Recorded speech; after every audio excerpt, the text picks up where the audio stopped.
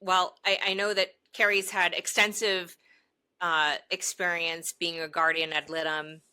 And I think, from the standpoint where people find themselves in a custody battle, Kerry, I guess, what would be your experience in using mental health counselors in scenarios like that? Like you mentioned before, co-parenting counseling, you know, uh, how does that come into play to those high conflict cases when they can't agree on how to be sharing custody with their kids? Right. Well, the primary reason for mediating is to avoid all that. But if you are down that path of high conflict, the court appoints a guardian ad litem who's an attorney who represents the best interests of the children. And there's 8 factors in Rhode Island, the pet natto factors, so called, one of which is the mental and physical health of the parties.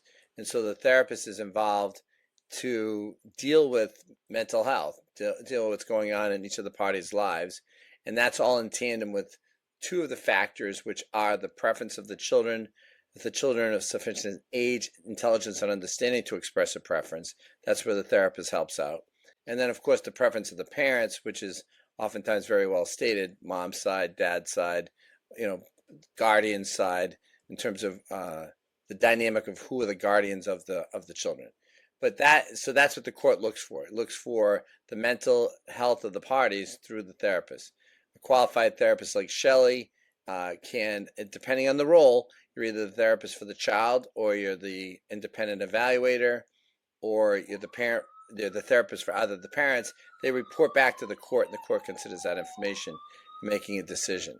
Ultimately, I think people can still fit into the mediation model by still having that assistance through therapists, because the difference between going to court where there's a judge or staying in mediation is you are the judges of the best result. You, as the parents of the children, can judge what's best. Oftentimes, I don't think you need an independent third person called a judge to make decisions which will be pro or con. It's so difficult to get a positive result, not because of the judge, but because there's so many countervailing interests when you get to court, that by the time it's all over, no one truly knows what was best for their children, and litigation does not achieve what's best for your children. So learning what your children are saying through therapy, and learning what the parents need to address through therapy, and then taking all that information to mediation is the best result. I think that's why I enjoy working with Kerry so much, because that is not my domain at all. I can't stand dealing with the emotional and child custody aspect, but you seem to cut right through that. And even in the most conflicted mediation cases, right? Mediation thinks, oh, you have to be a, happy couple to come to mediation. No, you don't. Actually, sometimes it's the last stop before a trial. So we get people at all range, right? Very amicable.